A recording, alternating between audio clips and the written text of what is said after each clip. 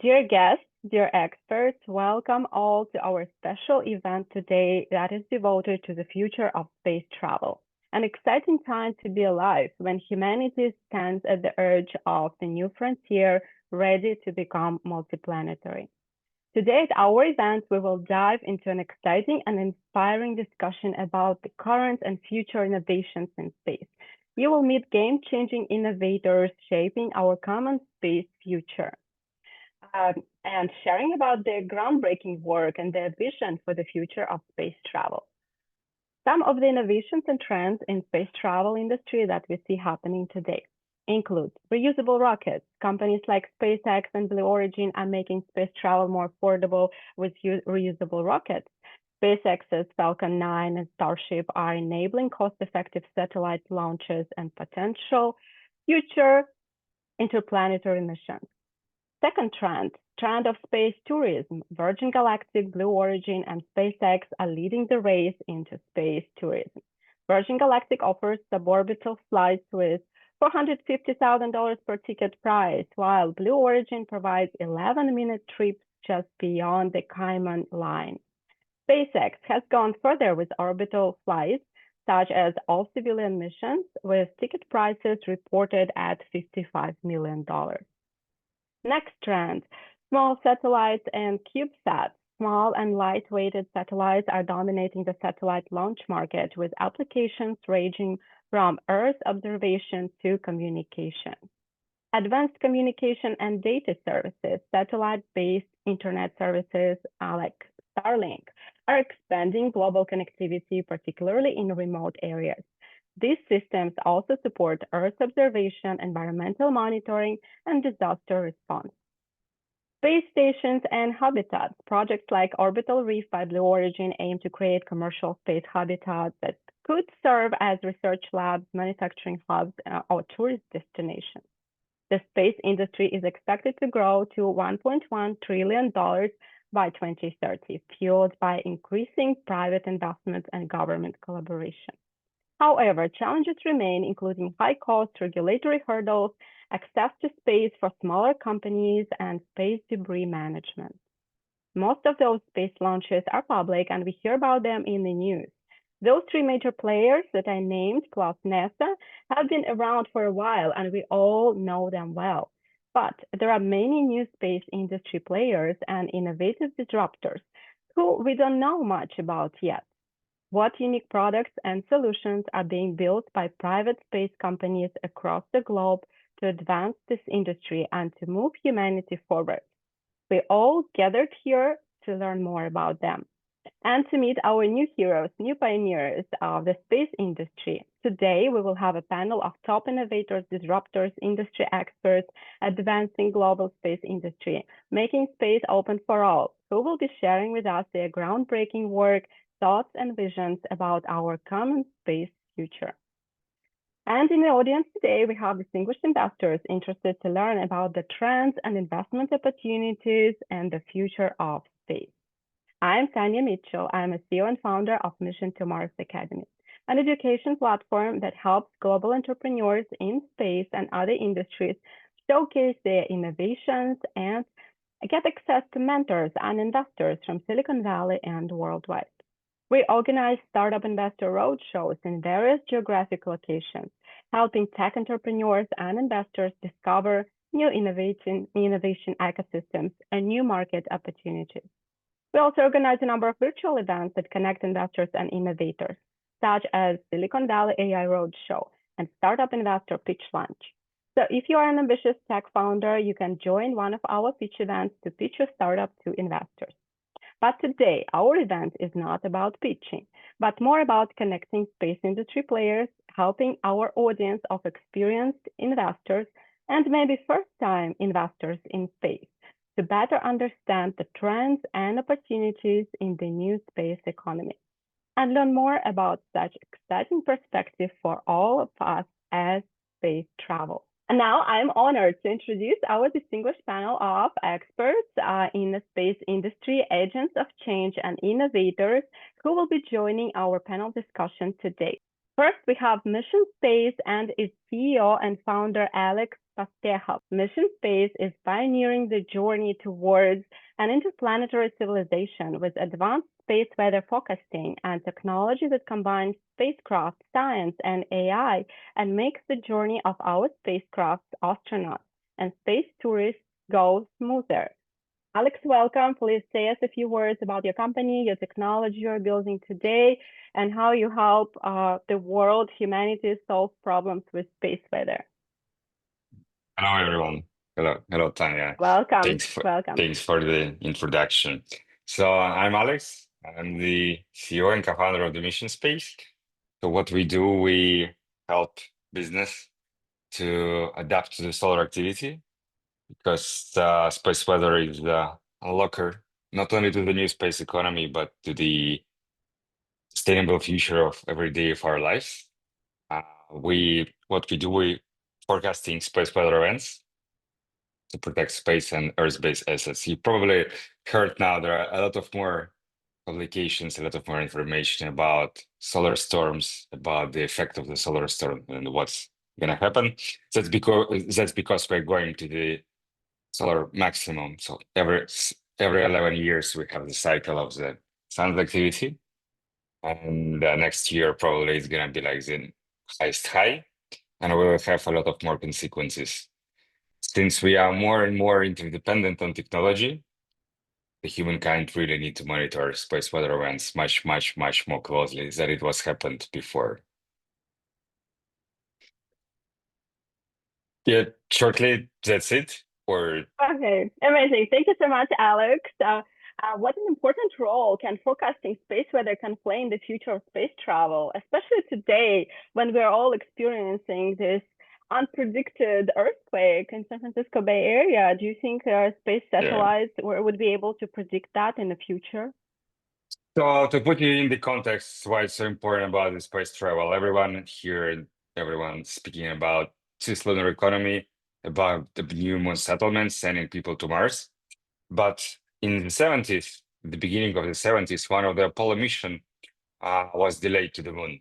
During the delayed period, a huge geomagnetic storm happened, and the radiation on the moon's surface supposedly was something like 7 sieverts per hour. To get in the context what 7 sievert is, when Chernobyl power plant exploded, it was only 2 sieverts per hour. So these brave people would stay there forever. And maybe a lot of people here saw For the All Mankind TV series by Apple. And the second season starts with moon settlement, and then it's like huge solar flare coming in, and they're running to find the cover. So it's not science fiction. This is how things are really gonna be. And to be honest, not so many people raising the awareness about the importance of this problem, because yeah, we can send people to the Mars, but then if you can protect them from radiation, what are you gonna do? Mm-hmm. Exciting. I mean, and horrifying, right? So there will be many things to process that we'll be talking about today. And now let me introduce our next panelist, Scot Bryson, CEO and founder of Orbital Farm. Orbital Farm develops large green industrial facilities producing renewable energy and food on Earth today and in space tomorrow. Climate-independent agriculture farms that you build are able to produce not only fresh fruits and vegetables, but also generate clean energy, medicine, biopolymers, grow fish, and even recycle every nutrient possible. So technically, you are building sustainable ecosystems that can maintain life of a human colony on the moon or Mars. Scot, please tell us more about your exciting work. You have 2 minutes to do so. Thanks so much, Tanya. Wonderful to be here and great to meet everyone here on the call. Thank you very much for the introduction. So, yeah, like you said, so my research work is focused around large-scale life support systems. What I'm really interested in understanding and de-risking is how we can build life support systems that could support 100 humans, 1,000 humans, 10,000 humans. And the systems that we've developed today, the components that keep astronauts alive right now, these are made up of two systems, a Russian system and an American system, and they can manage 6 or 7 people each. And so we can probably scale these types of systems 10 times. So we can get ourselves to about 100 people. But the systems that we need to have to be able to support 100 people, 200 people in the lengths and periods of time, if we truly want to have the ability to go and have a tourist visit on the moon, or go send people to Mars for years at a time, we need massively robust systems. And literally every person is going to bet their lives that that is going to continue operating. It needs to manage your air, it needs to manage your water, all of your food, all of your waste, all your thermal balancing, and be perfectly predictable through that entire time. And so what Orbital Farm does is we develop projects here on Earth to integrate these technologies so that we can begin to understand how they operate, what happens when you pair 5 systems together, what happens if you have a failure at one of these systems, how does that cascading system go through that, how do these systems operate for years at a time? And the only way to be able to capture this data and to be able to realistically implement these at scale is you've got to be able to develop them into commercial industrial projects. And it just so happens that we've got a lot of sustainability work that we need to do here on Earth. We need renewable energy projects. We need cleaner water. We need more sustainable food systems. We need to use CO2. We need to produce hydrogen. Our industrial ecosystem, the climate transition, is really an industrial transition.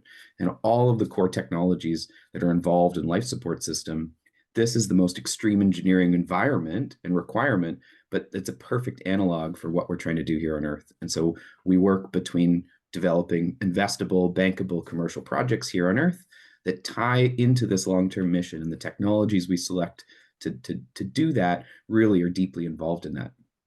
I also do work in consulting with NASA in their advanced technology division to help evaluate technologies 15, 20 years out into the future. I do work with Trish and their space health life support systems areas.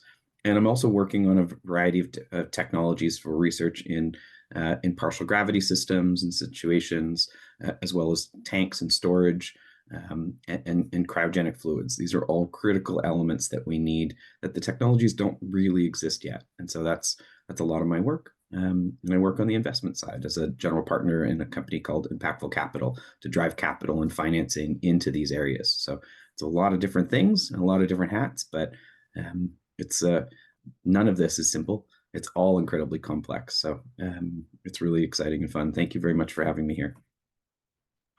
Amazing. And I encourage you guys, if you go to the website of each one of the projects that we have here today, and you just read what kind of amazing things people are doing, you'll get carried away like I was. It's almost like you watch a sci-fi movie and you can't believe it's happening today, and it's being done on Earth by humans today. So thank you so much, Scott. You're one of these big inspirations for me today. And now from sustainability to economy. And now let me introduce our next expert panelist today, contributing to the development of the new space economy that starts today on Earth. And I want to introduce you, CEO and co-founder of Copernic Space, Grant Blaisdell.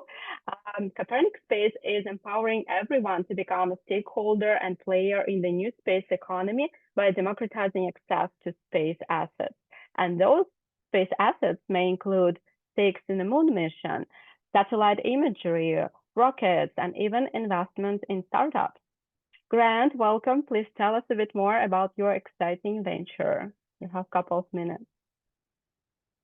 First off, thank you, Tanya, for inviting me and putting this together. Hello, everyone.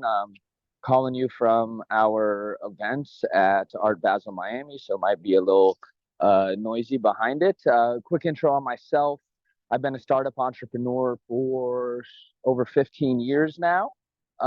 Originally been building platforms that revolutionize and transform markets and democratize access and ownership with them. Also been in the blockchain space for 10 years. So before this, I co-founded one of the leading big data analytics and AML platforms for blockchain assets, but I'm 3rd generation space, and Copernic Space actually represents a 3-generation legacy we have to democratize access to space. Real quickly about us, we launched in 2020 with what we think is the largest realization and opportunity for space, which is the macroeconomic solution for space. So we utilize blockchain to tokenize and fractionalize space assets that create new financial and commercialization models for those space assets and those ventures. Tanya mentioned, some things around the moon missions, et cetera. So for the past 4 years, we've been really pioneers in working with space companies and, even more importantly, commercial players on investors on creating the standards on financing and commercializing space assets, and then launching those standards with commercial use cases. Most notably this year, or supposed to launch in Q1 coming up, our own moon mission, where we've tokenized and onboarded over 2,000 unique assets of various companies, individuals, as well as renowned artists. That's why we're here at Art Basel, to go to the moon, which we then verify, tokenize, and then commercialize and trade those assets further on our marketplace. So we're building the economic infrastructure and the actual marketplace for space assets and ventures to facilitate more liquidity and empower these great entrepreneurs that are on the panel here today, and solve some of the biggest issues for the commercial consumer investor market to access and benefit from space ventures and assets. I can keep going into use cases and fun stuff happening, but I'll leave it up to that. You will have chance to do so. You're responsible for space economy on our panel today. We'll have many questions for you in that domain. And I agree that space is everyone's domain. And we faced that when I started Mission2Mars.Academy, and I realized so many people from art space wanted to join this industry because there is so much they want to share and contribute, and it is really redefining who we are as humans, as humanity. When we become interplanetary, that's when we will truly understand who we are as humans, right? I'm super excited by you guys. And our next panelist, I want to introduce to you Oliver Zahn. He is an expert who wears also many hats and has worked across many various industries. His background is truly impressive. He's ex-SpaceX, ex-Google. So Oliver is an astrophysicist from UC Berkeley, and also an entrepreneur who is working on creating next generation of plant-based foods at lower cost to people and planet, solving food problem on Earth and space. And today we have a really extended biotech panel.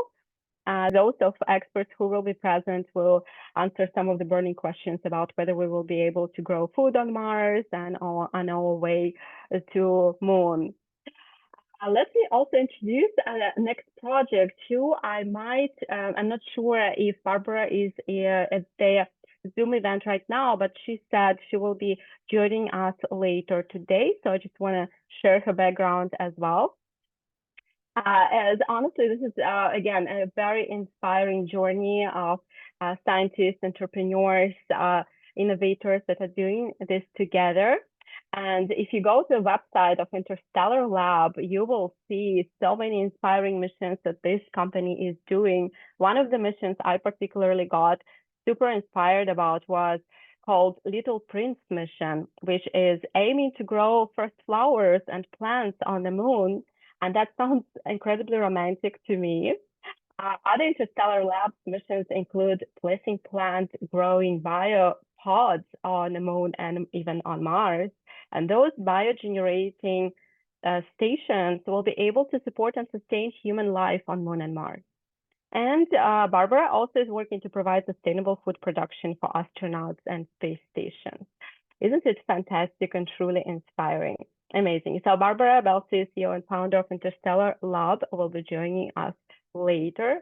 And last but not least, I want to introduce you a really inspiring innovator from the space of engineering, who previously worked with Lockheed Martin and today has launched his own important space project, a project that helps solve problems of pollution in space and clean up space debris. Welcome, John Buffler, founder of Space Arrays. Please tell us a few words about your work at Lockheed Martin and what they are doing in terms of space innovation today, or why the problem of garbage collection is so important and that you decided to build your venture to help solving this problem. John, please welcome. Good afternoon. Yeah, I'll touch a little bit on both. Lockheed Martin's innovations in space are touching every facility of space. Even old programs like GPS that are even being upgraded today are something we use daily. Weather satellites, geospatial imagery, everything we could use to modern and advance humanity is being developed and sent into space because of Lockheed Martin. Orbital debris is a growing problem. It is a current problem today. Earlier this year, a 2-pound battery that had jettisoned off the ISS had recently crashed into a home in Florida. This is currently an unknown for current space missions. So it's one of those things that space operators on the ground have to worry about this potentially ruining, damaging, or interrupting a space mission later. And this could become potentially dangerous for deep space missions way later in the future. And I'll take the mic back to you, man.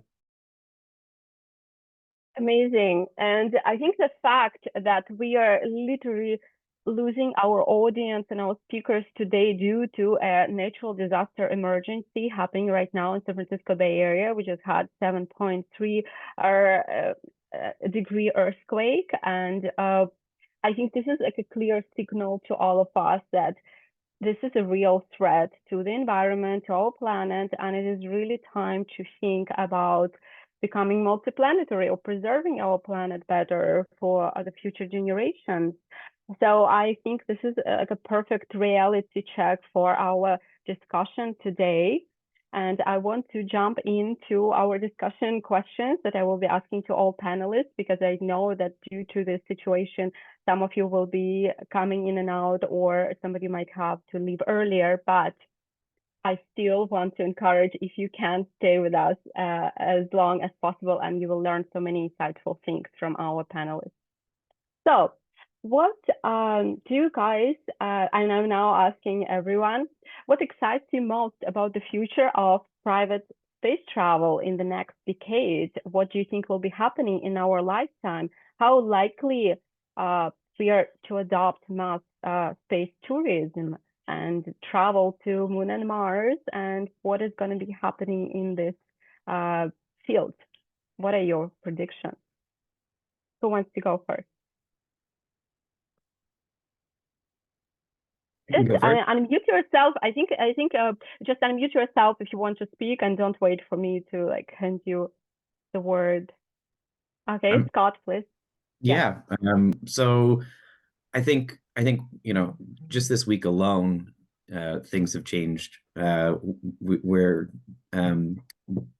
Trump has nominated Jarek Eisenman to be the new administrator for NASA. This is going to have a dramatic effect. The U.S. election outcome, Elon Musk's involvement within that, I think, is going to be a very exciting time for space tourism, space travel, and the space sector. I think it's going to be pretty hard to predict how things are going to specifically roll out, certainly at this moment in time. But what I can certainly say with a significant amount of confidence is that we're going to see a massive increase in activity. We're going to see an order of magnitude decrease in the cost of getting materials and launch into space. SpaceX's recent launches and flights have been fantastic with Starship. Blue Origin is making fantastic progress as well in preparations for their launches. So we're and Rocket Lab, we're seeing also with some significant successes recently. And so I think with the combination of the players coming into the market and the safety and capability that's really taken off, I think that bodes really, really well. I also want to call out Virgin Galactic and their successes over this last year with six different successful launches, and they're now in the process of constructing their new spaceship and are raising an additional round, or have already raised the amount of capital needed to build a second mothership. So what I really think that we're going to see in the very near future, as in the next couple of years, I think we're going to start seeing significant increases in the launch cadence, in the number of launches that we're going to have from a tourism standpoint, We also see even other areas in space tourism with a company like Space Perspective offering balloon launches. So I think we're going to start to see, right now still the ultra high net worth individuals entering this market, but this cost is really going to start to come down as the cadence and the frequency increases. So I think we're going to see a lot more people having access in the very near future. And I think we're going to, with the moon missions going to the lunar surface with NASA and under new leadership, I think we're going to see an accelerated time frame and capability here. So I think from a research and science standpoint, we've got some really exciting moments, but also from a space tourism standpoint. And we're going to see the ISS being done in the next 5 years from now, which is sad and scary, but also exciting opportunities with the other stations. So really exciting moment. Amazing. Thank you so much, Scott. We have John and then Grant. Please take the stage. What are your suggestions? Yeah, so because of the development of materials that are being done for SpaceX and other Virgin Galactic, this is going to help develop hypersonic materials for hypersonic aircraft. One thing that's also commercially viable is a rocket flight from, say, United States to the Middle East, which would be 20 minutes and $30,000, where a first class ticket from New York City to Indonesia or Singapore already costs $20,000. So there is a level of commercial viability there. So that's where we could actually see real space travel take place. Amazing. Grant, you have something to add? Yeah, of course, I'm going to kind of approach a little bit more from my perspective, which is, I think, just like you mentioned, the SpaceX price, I've met with them a few times talking about, okay, how do we distribute and kind of decentralize this massive cost that sits around that. So we have to change the financial and investment models for these space ventures, and also how they generate revenue. So create a multiplicity of revenue streams around these missions that engages the wider commercial and even sometimes consumer market and investor base, so that they're not reliant on strictly kind of the limited amount of revenue streams that are created off these missions, as well as the really hard liquidity avenues that these companies and ventures have, which is usually sits around equity investments, venture capital, etc. And once again, kind of distribute and decentralize how that liquidity flows, so these companies can much faster offer these launch or these tourism services and products at more economical rates that once again democratize and enable a wider segment of the global market to participate in it. So when we've talked to a lot of these companies, that's their big focus is, okay, how do we expand our revenue and user base for these missions so we can better drive those costs down and therefore expand it even more. Amazing. And what are the key challenges that our experts see in the space industry, in space travel and space tourism particularly, that prevent mass adoption, and what we need to overcome in order to make space tourism safe and accessible for more people, to provide this massive access, to maybe bring down the cost of space travel? Well, I think it's something as simple as providing an actual marketplace. I get so many requests by people who are like, hey, can you help me find access to this? It's even space companies sometimes that will be like, hey, can you help us find this? So there's I think billions and billions and billions of dollars lost every single year, just based off the lack of discovery of opportunities and what those terms are, and any sort of transparency and scalability in those processes. So, sometimes we have to have kind of a perspective with space. Is like, you got to build it for them to come, right? And people are not just going to be spending their time digging in the weeds and calling space companies individually, negotiating, very complex, archaic business processes. we need to digitize, streamline that, and scale that, and turn space into a viable market in the way the modern economy, company, consumer, investor is used to dealing with in their day-to-day life.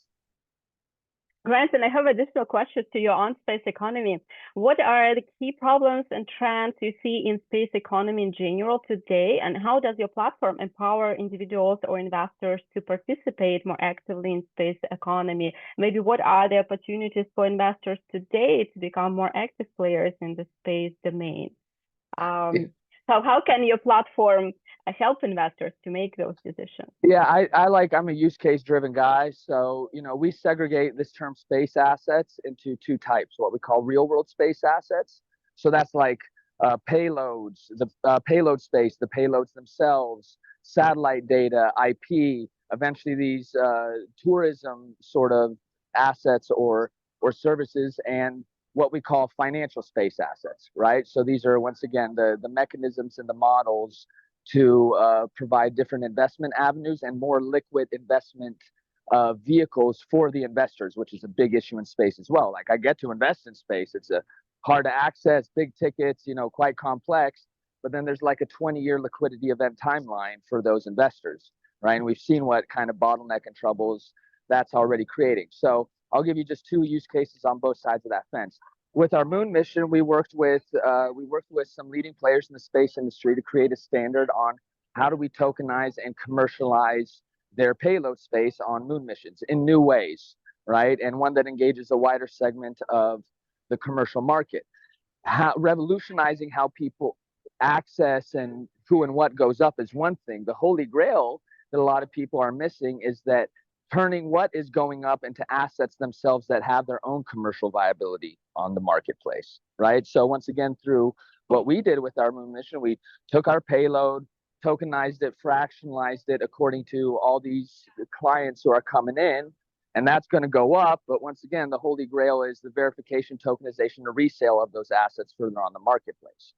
Whereas like a simple case for financial space assets is, for example, there's loads of space companies that have millions of dollars in contracted revenue, but they need short-term liquidity or kind of more flexible liquidity to fulfill those contracts. A lot of times these companies die or they're caught in big struggles.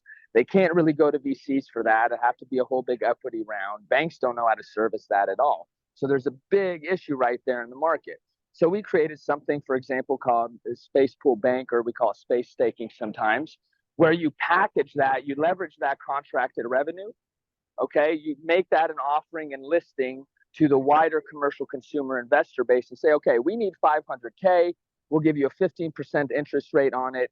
Here's a token that represents your rights to that, and we will pay out on that interest in, let's say, 3 tranches over a year. And that's a real use case that we worked on creating the standard, which we hope to bring the financial space assets to market next year with some of our space VC partners and regulated securities partners to do that. So, we have to start, less theorizing around it and really putting these models and executing them on the market and show that you can generate revenue or, new types of liquidity financing for the space economy, and find better mechanisms to reward the people who are providing that liquidity or the commercial clients of it.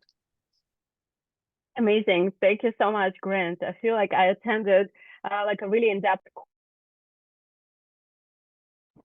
I think you just got muted the last 1 second. Thank you. Yeah, but now I heard.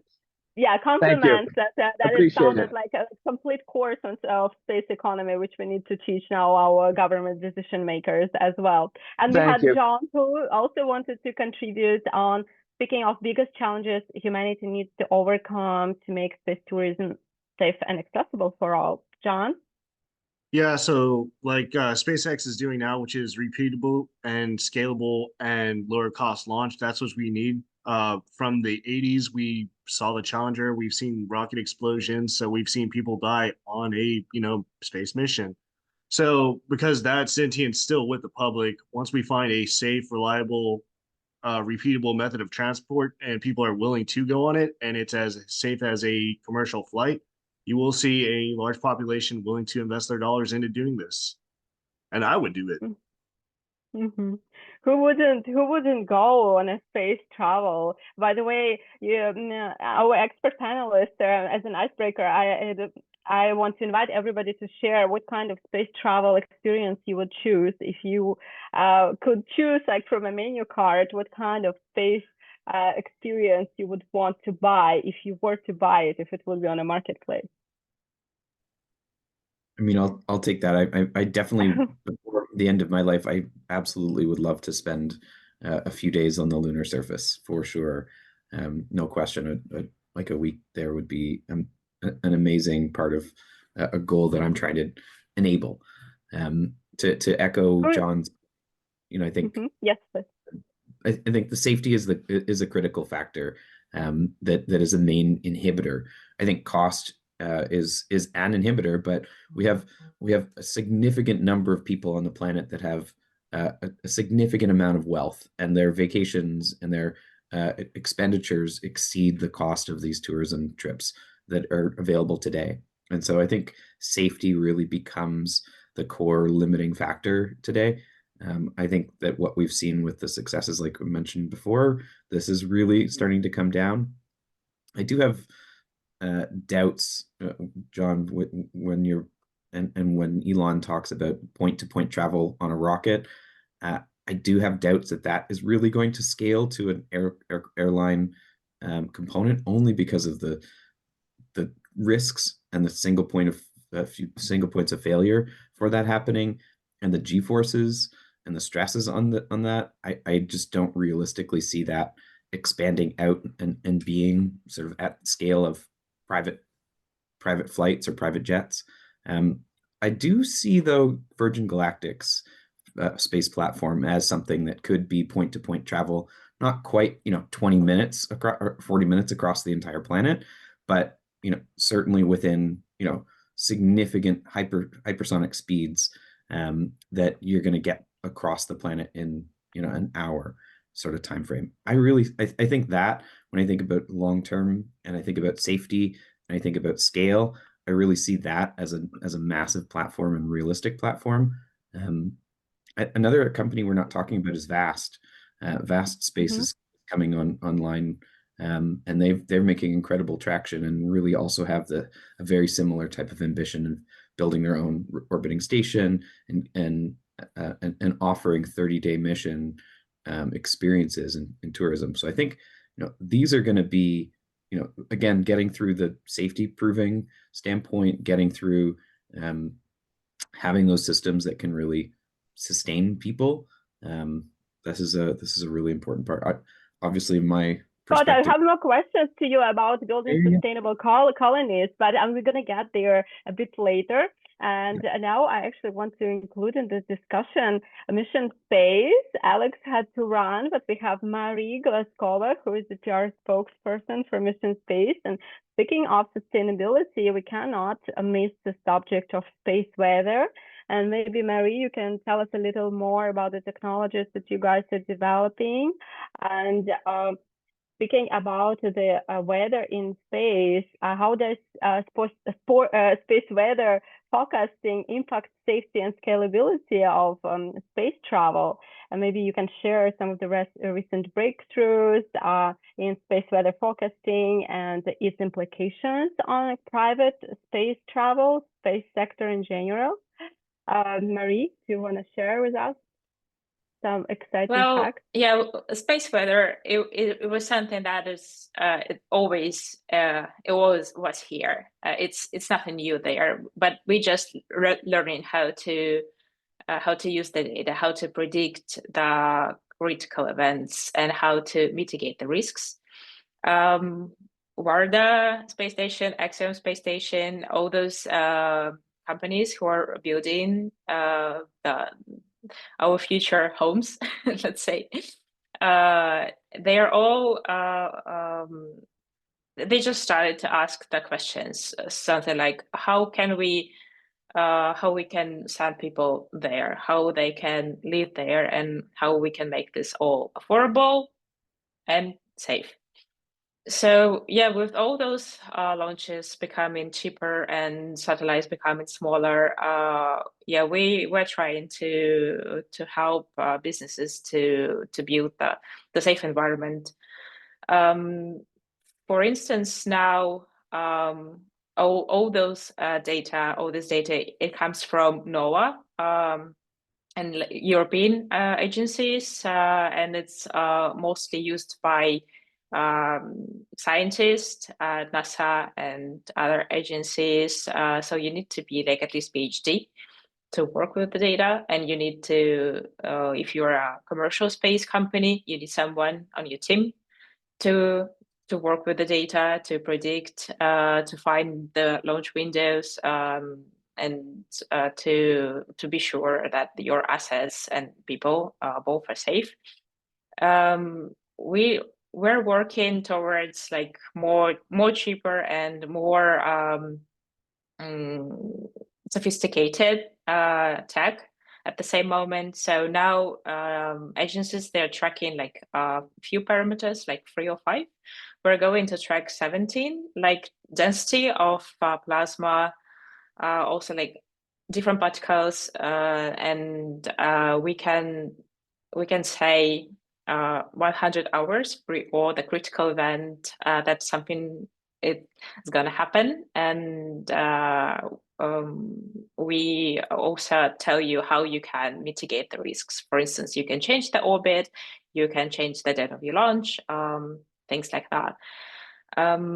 So yeah. Amazing. And you guys are also applying AI to further predict and mitigate space weather risks in real time. Can you share a little bit more about the role that AI plays in your technology and in this function of predicting the weather today? Yeah, we have our head of science. Yeah, he's PhD in space weather and in AI applications. So the team built a proprietary algorithm that is used to normalize the data. So now you have like multiple sources and in different formats, and you need to work with all of them to have the picture, the broader picture of what's going on. The algorithm works with the open sources, and it enhanced by the data that comes from the sensors. So it's just like a clear picture, and it's a few hours prior to that, and so you can basically you can do something with that. Amazing. And I have Scott wanting to add something to comment on Marie's presentation. Yeah, just actually a question, Mary. Are you working on any shielding or anything regarding like active or passive shielding with the radiation? Well, protection. No, we prepare the mitigation strategies, and it's up to the company how they can mitigate the risks. Right. Okay. So it's just monitoring, predicting, and developing Exactly. those notification service essentially. And right. Got it. Great. Amazing.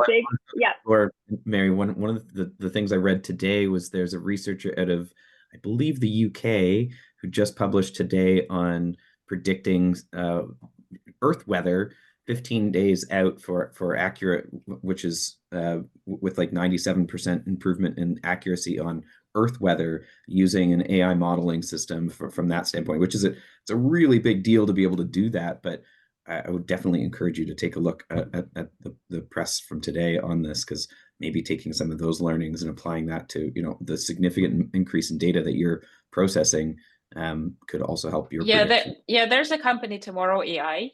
They are focused on the weather. And I think they're one of the leaders in the market. So the thing is that there are different models, and so what scientists do, and they apply AI and they build more precise models. So there's like huge difference between being a scientist and yes, writing papers and actually working with data and working with businesses, providing solutions. So yeah, if you're interested also in the weather, look at Tomorrow AI. They have they've done a lot of job on that. Yeah, and Spacelab is a little bit different because a lot of satellites they just like we're facing the Earth, and yeah, you need data from the sun to track the solar activity. And speaking of forecasting and earthquakes, today I remember last time we had big earthquake in Istanbul. I started researching a lot about the prognosing earthquakes, and apparently there is this research lab in Netherlands that is using lunar cycle or planetary dispositions to predict earthquakes on Earth. And it's a very controversial research, but however, they were the only ones to predict that large earthquake in Istanbul. And also they were statistical reliability. They were able to predict many other earthquakes. So apparently planets affect on the earthquake situation on our planet, and that was shocking for me to learn. But yeah, the research. So yeah, our planet is highly affected by the sun, by moon. Yeah, that's true. Yeah, and what happens in San Francisco might be affected by other planets, in fact. Okay, let's move a little bit from the conversation about space weather to the conversation about space debris. And we have somebody on our panel today who is focusing on solving the problem of cleaning space from space debris.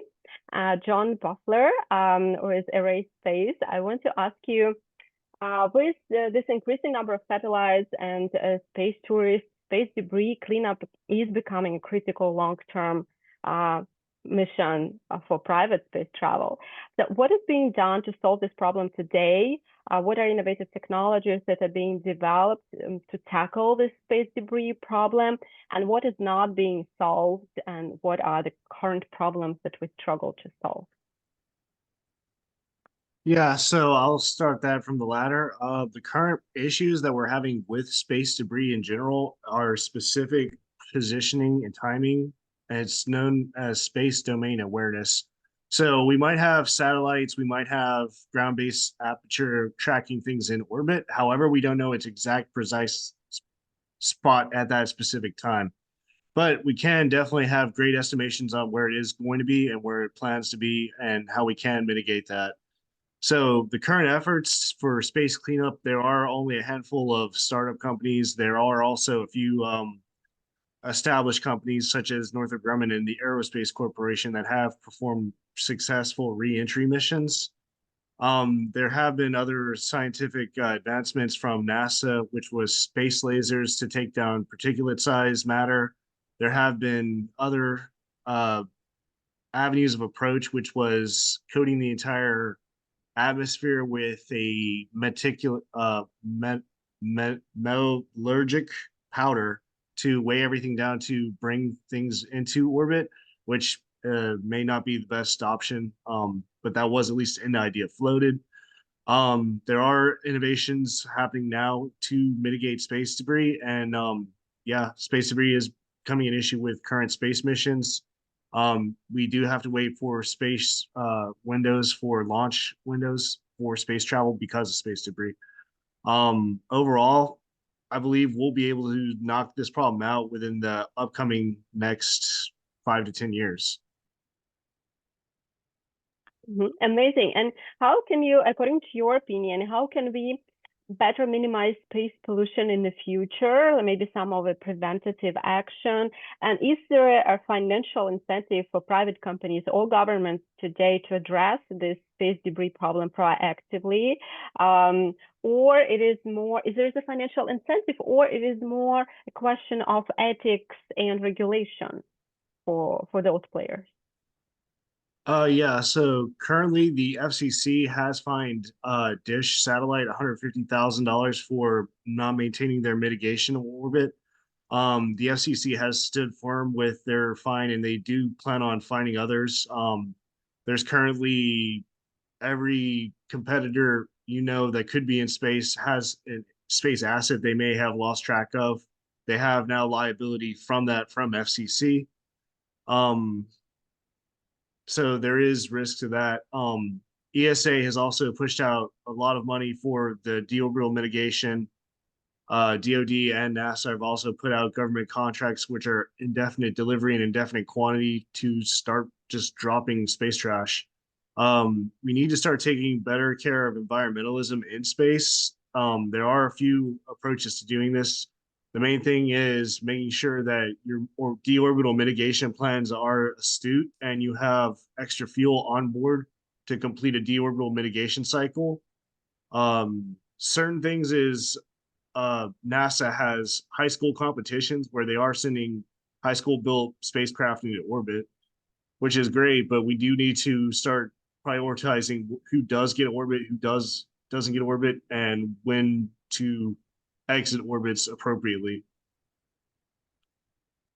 Amazing. Thank you. Thank you so much. I'm really happy that you are representing the activist movement to solve this problem, and you're committed to it, because I think if we leave it to decision makers and governmental policymakers, it might not become the priority in the near future, similar to climate change problem, etc.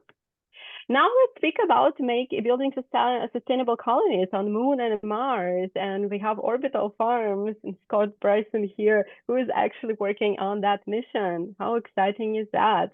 How close are we, Scot, to replicating Earth-like ecosystems in space? And what roles your technologies you're building play in long-term interplanetary colonization efforts?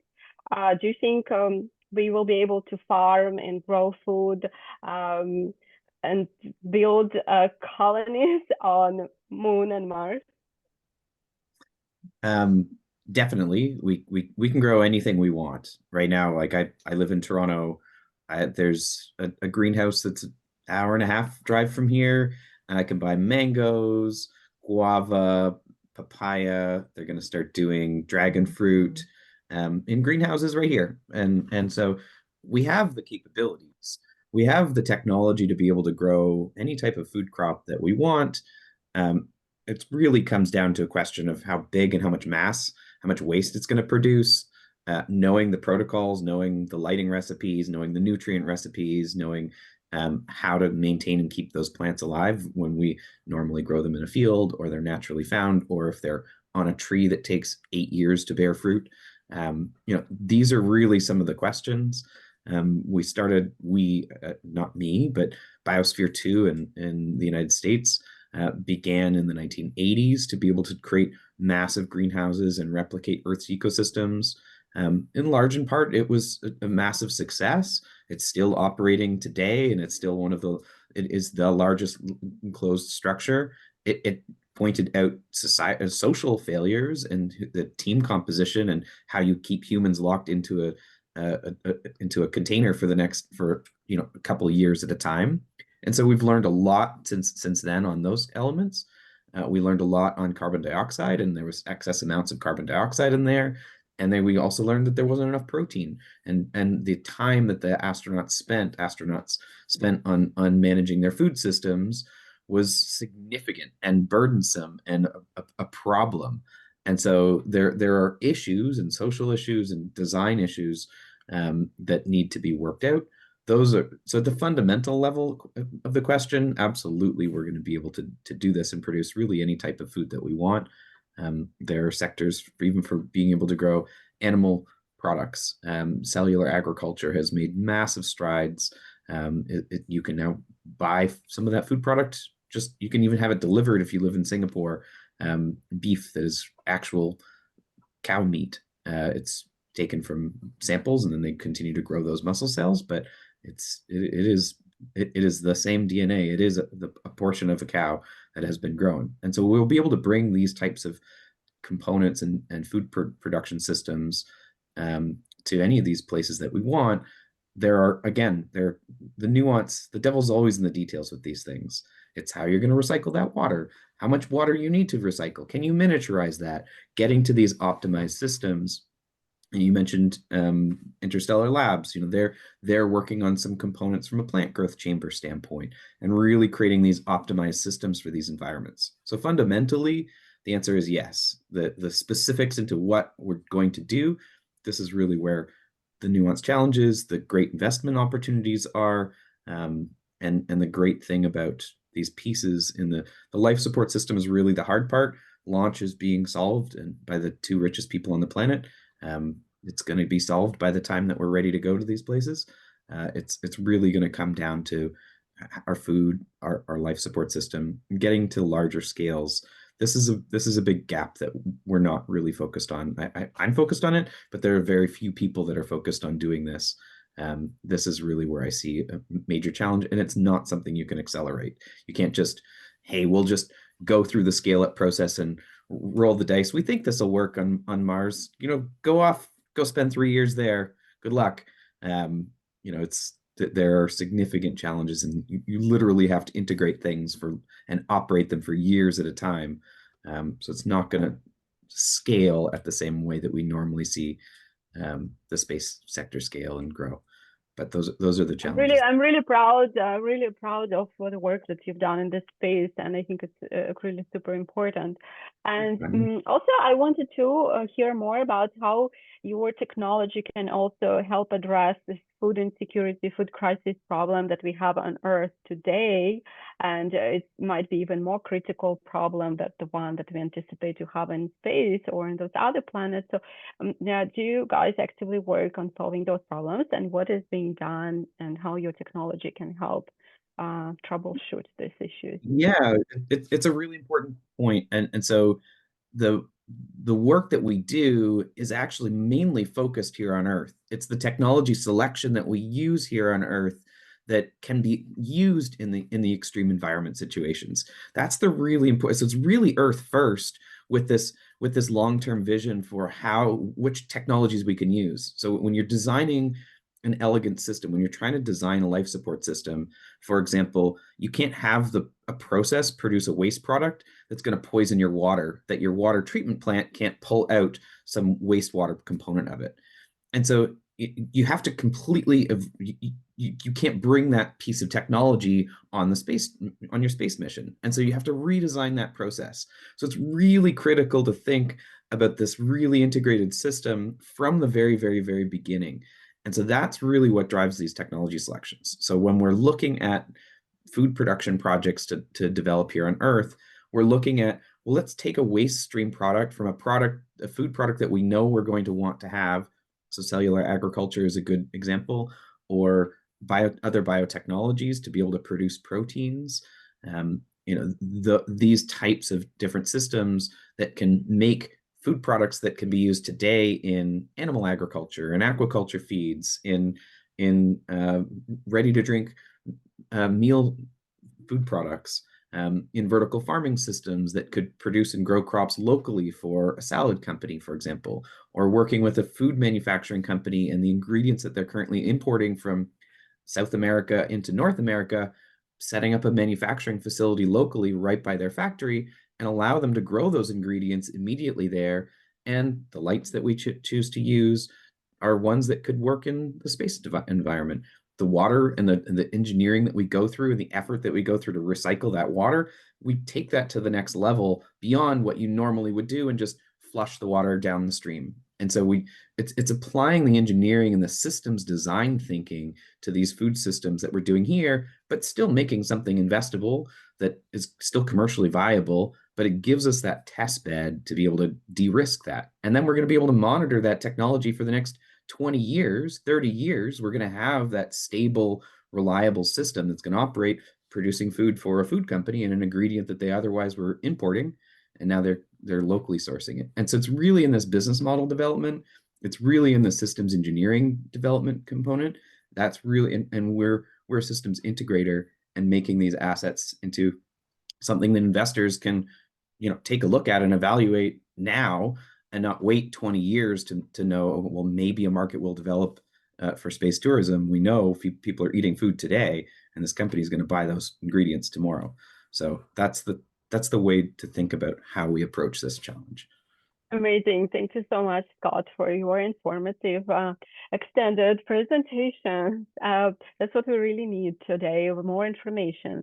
And I want to invite, in fact, people in the audience to engage in our discussion and maybe participate in my next question. I have just a couple more questions for our panelists today, as we will be wrapping up sooner due to the earthquake situation in San Francisco.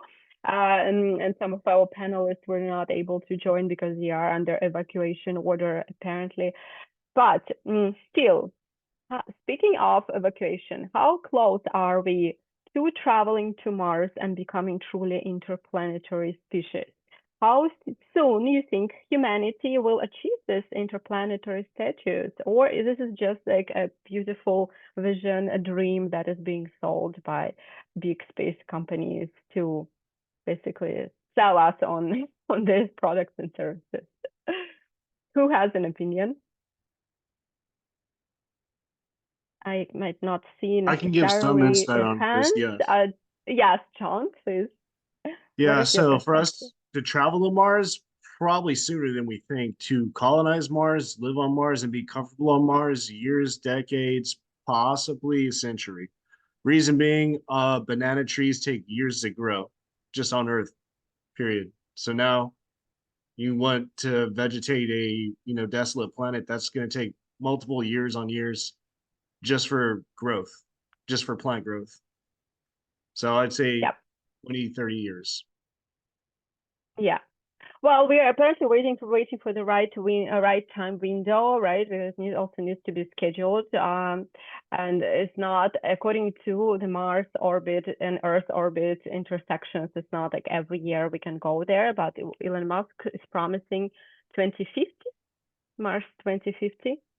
I am a big Something fan like and that. supporter of Mars mission, so I'm a true believer that this is happening soon. And when you attend those conferences, Mission2Mars conference I attended in Washington, D.C. a few years ago, people are seriously discussing colonization of Mars, and they are people from NASA, people from SpaceX, people from big NGOs and governmental agencies. So I think a lot of work is being done, and in preparation to that, we have Space Force now in America as active agency.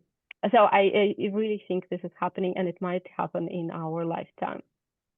So to wrap up our today's amazing conversation, I just want to, since we are hosting this panel as an educating presentation event for the audience of first-time investors in space, family offices, many of them are located in San Francisco Bay Area, so I anticipate they will be rewatching this panel on their spare time. So we want to educate investors about the opportunities of investing in space, about the investment opportunities that are here today and will be tomorrow. And based on your experience, everybody here is a company builder and entrepreneur. What do you feel are the biggest challenges with investment in space today that investors have? What are the hesitations? What are the misconceptions that first-time investors, unexperienced investors in space might have today? Hesitations about space as an investment object in general. And how would you address those misconceptions? Maybe I can start. Marie, I was thinking maybe you have a perspective. Yeah, and I know the pain from different sides. I've been working for a venture capital fund, for a deep tech venture fund. So space tech is like biotech, space tech, deep tech. Those are long cycle products, and the thing is, from the idea to the implementation is a really long path from A to B. And what could be done to propel this process is that government should be more open to the commercial side of the space tech, and we need more contracts. We need legislation, regulations, and everything that can help with this to proceed from idea, from scratch to the implementation. And the difference between government and the VCs is that VCs can fund your idea. Government will never do so. they will wait till you develop and deploy the solution, and only after that you can sign the contract and get your money. And probably funding is the biggest issue here. And the part of that, we have everything. We have like smart people, we have technology, we have Elon Musk, we have Trump now. So yeah, Yeah, I don't know who is on whose team, Elon Musk on Trump's team or Trump on Elon Musk's team. I don't know who's going to be leading this journey, but super excited. It's a good combo anyway. Yeah. Totally 2-in-1. That's all we need for disruptive innovation. Maria, what is your perspective also on like how can we enhance public-private collaboration? How can we get more startups being allowed to join this game? Barrier to entry is really high, and the space is dominated by monopolies like large corporations, big private tech. We need to establish this dialogue between the government and the sector, the commercial sector, because now it's really hard for a startup. It's almost impossible to get a contract. You need to either be well funded or a mature company with a pipeline of clients. But what we see now is that there are a lot of transitional partners. They just need to be more like in the news or somewhere, so you can find them, because the only one way now is, I believe, through different not associations, but like